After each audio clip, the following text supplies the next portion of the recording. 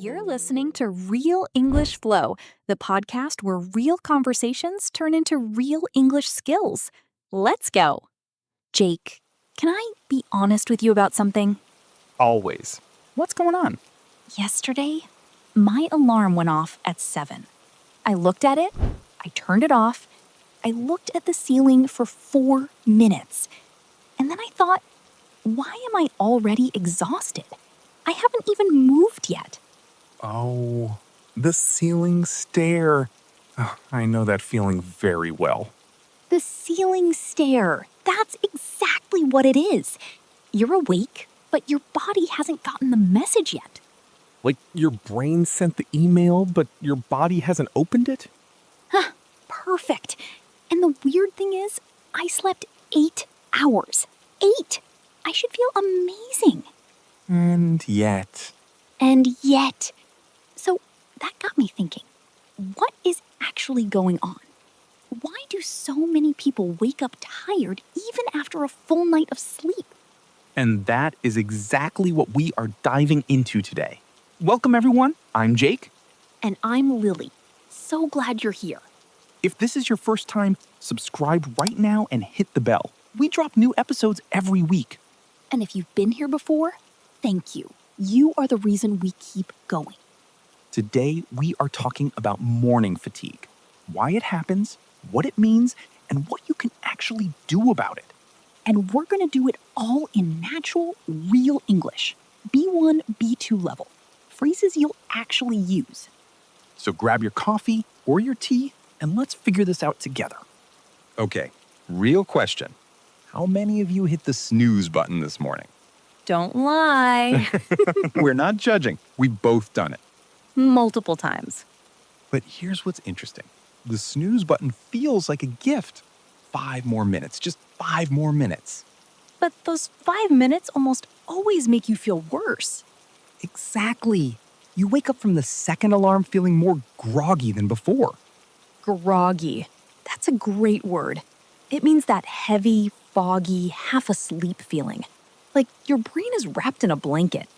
And you spend the first hour of your day just trying to shake it off. So what is actually happening? Is it the snooze button? Is it what we eat? Is it stress? Is it our phones? The answer is probably all of the above. But today we're going to break it down. Simply, honestly. And by the end of this conversation, you'll understand your mornings in a completely different way. Plus, you'll walk away with some real, natural English expressions that you can use when talking about your daily routine, your energy levels, your sleep. Because this is real English flow. The motivation and the language always come together. Always. Let's start with the snooze button, because I think it's the biggest morning trap that nobody talks about. Trap. I like that word. Like a small, comfortable trap. Exactly. It feels like a kindness, but it's actually sabotaging you. Sabotaging. That means secretly working against you, destroying your own chances. Right. And here's why. When you first wake up, your body starts a process. It begins shifting from sleep mode to wake mode. Like a computer restarting. Yes. Your body temperature starts rising, hormones start moving, your brain slowly comes back online. And when you hit snooze, you interrupt that whole process. You basically tell your body, never mind, go back to sleep. And your body listens. It starts shutting down again. So when the alarm goes off the second time, you're in the middle of a new sleep cycle. And now you feel even worse than before. That foggy, heavy feeling has a name. Scientists call it sleep inertia. Sleep inertia. Inertia means resistance to change. Like when something is moving and it wants to keep moving, or when something is still. So your body was in sleep mode and it wants to stay in sleep mode. That's sleep inertia. And hitting snooze makes it worse, not better. Here's a visual metaphor. Imagine you're heating up soup on the stove. Okay, I'm hungry now, but go ahead. The soup is slowly getting warm, gradually, nicely, and then you turn the stove off. Then, 5 minutes later, you turn it on again. The soup has to start over. Exactly. Your body is the soup. Let it heat up without interruption. So, the first practical tip, when the alarm goes off, get up. Just get up. Easier said than done. Much easier said than done. But it genuinely works. Okay, so the snooze button is part of it, but I think the real story starts the night before. Oh, 100%. Because how you feel at 7 in the morning is really a result of what you did at 11 at night. Or midnight. Or 1 in the morning. Guilty. Same. And the biggest culprit? The phone. The phone, our beloved, terrible phone. Here's what happens. You get into bed, tired, you pick up your phone just to check one thing.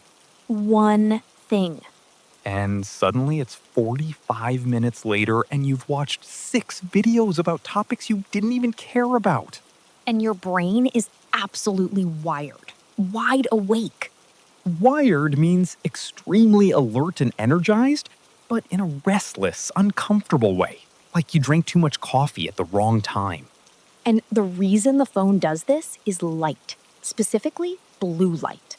Blue light signals to your brain, hey, it's daytime, stay awake. So your brain stops producing melatonin. Melatonin is the chemical that helps you fall asleep. It's your body's natural sleep signal. And the phone basically shuts that signal off. So you lie there, tired but not sleepy, which is a very frustrating combination. So frustrating. You're exhausted, but your brain won't turn off. And here's the thing, even if you fall asleep okay, the quality of that sleep is lower. You don't go as deep, you don't recover as well. And you wake up feeling like you barely slept, even if you slept 8 hours. Which brings us back to Lily staring at the ceiling. The ceiling stare makes total sense now. It really does. The phone was the culprit all along. But Lily, what about people who don't use their phone much at night and still wake up exhausted? Great point. Because the phone is one piece of it, but there's something deeper. Stress. Stress. The thing we all carry around like a heavy backpack that we never take off. Oh, that's a good image. Think about it. You finish work, you come home, your body is in the building. Your mind is still in the meeting. Still writing emails in your head. Still replaying that conversation from this afternoon. Still worrying about tomorrow's to-do list. And when you take that backpack to bed, you never fully rest. Because rest isn't just physical, it's mental. Your body can be horizontal for 8 hours, but if your brain is running a marathon, you are not resting. That's such a good way to put it. Your body is lying down, but your mind is running a marathon. And in the morning, you feel it. That heavy, drained feeling. Like you worked hard all night, even though you were asleep. Because in a way, you were working. Your brain was processing, worrying, solving. Without ever getting a break. So what do? You can't just tell your brain to stop. You can't, but you can create a transition, a buffer between your day and your sleep. Buffer? A buffer is a space between two things, like a pause, a gap, a moment of nothing in between. Love that. A buffer zone between the chaos of the day and the quiet of the night. Even 15 minutes. No screens, no news, no email, just something slow and calm. Reading, stretching, a warm shower, writing down 3 things from your day. Just something that signals to your brain, we're done now. It's okay to let go. And when your brain gets that signal consistently, it starts to trust it. And sleep becomes easier and deeper. And mornings become less of a battle. Okay, so we've talked about what goes wrong. Let's talk about what can go right.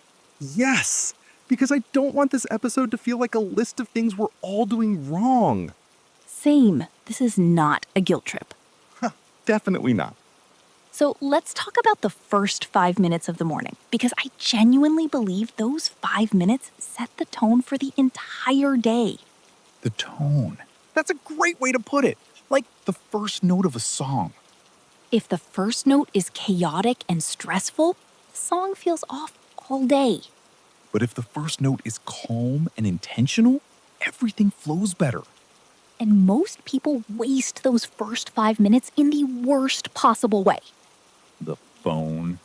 The phone. You open your eyes, you grab the phone, and instantly, notifications, news, messages, other people's problems.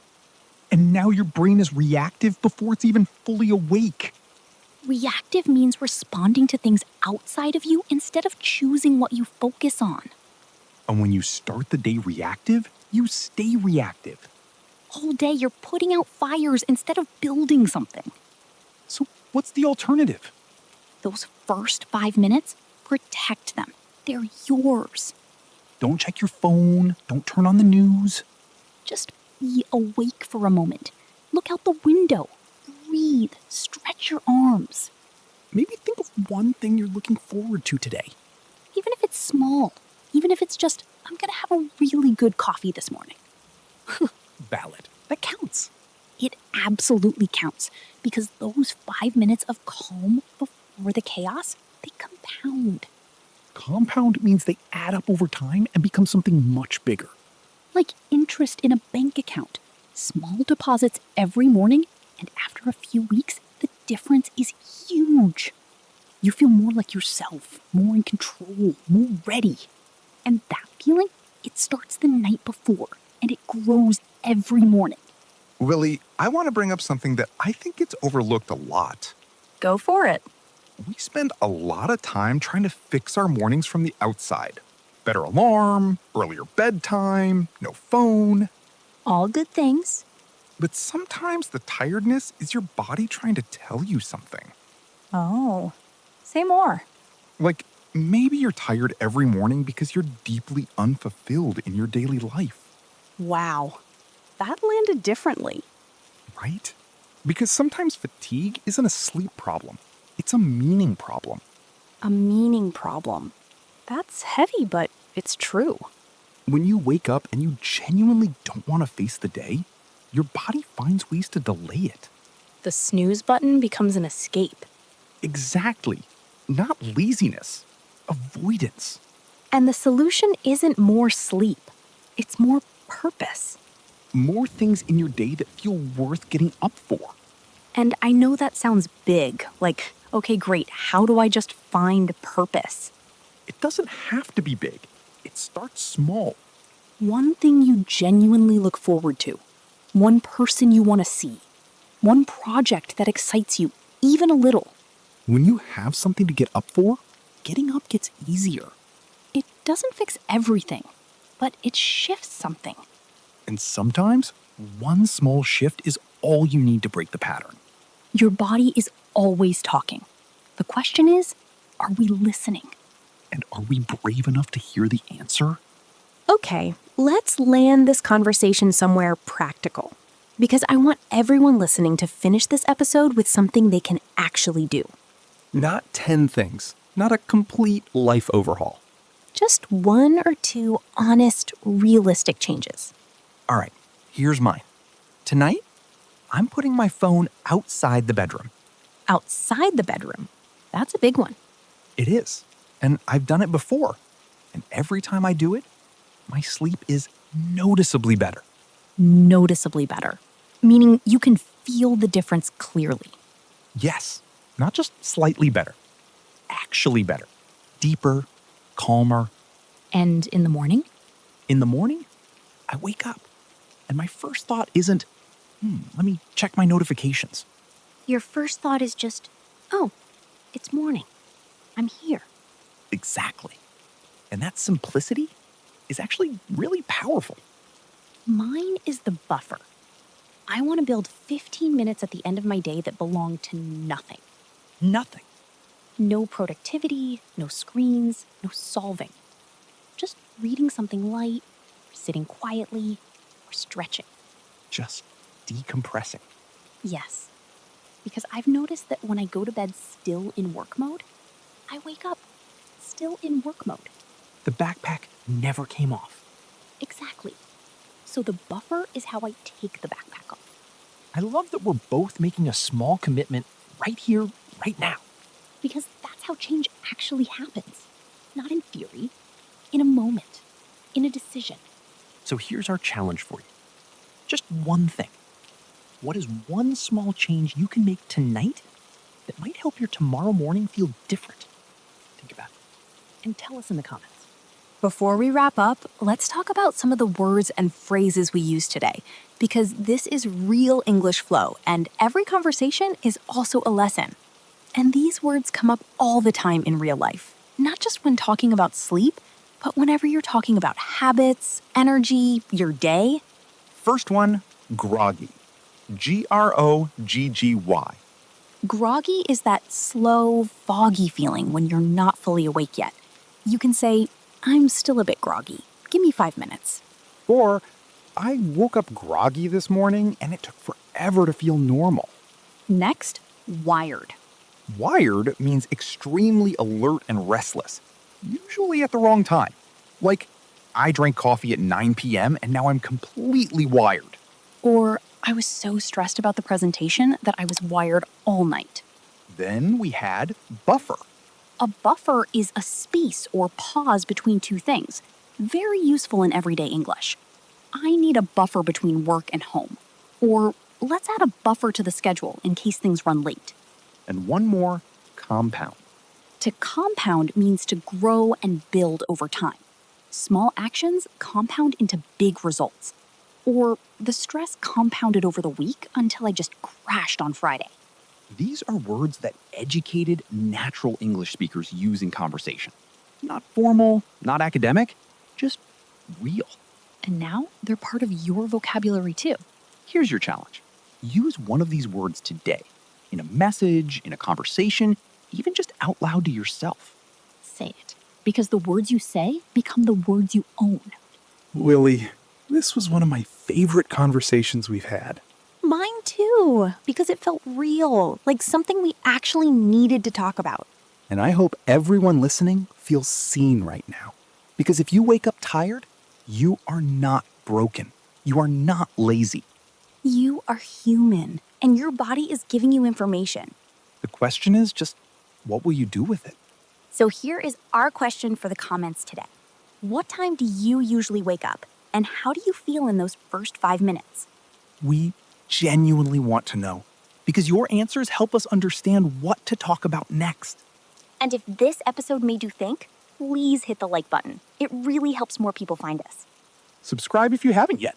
Real English Flow. Every week, new conversations, real language. Share this with someone who always says they're tired. Maybe this is exactly what they need to hear. Next week, we're talking about something that a lot of people struggle with, in English and in life. How to say no without feeling guilty. Oh, that one is going to be so good and so necessary. Turn on the bell. You don't want to miss it. Until then, sleep well, wake well. And remember, every morning is a fresh start, Even the ones that begin with a ceiling stare. especially those ones. See you next week. Bye, everyone.